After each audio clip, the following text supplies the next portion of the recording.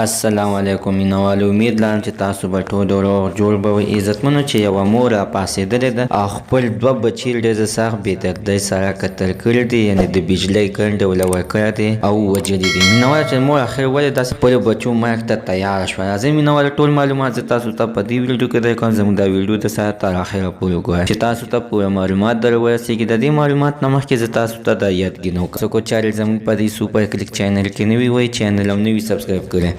مهرباني وکړئ تاسو زموږ د سوپر کلیک چینل د سره سبسکرایب کړئ، خوا کې وساره د ټلۍ نشان ووهئ چې هر یوه نوي معلوماتي ویډیو تاسو ته په اسانۍ باندې تر ورسېږي.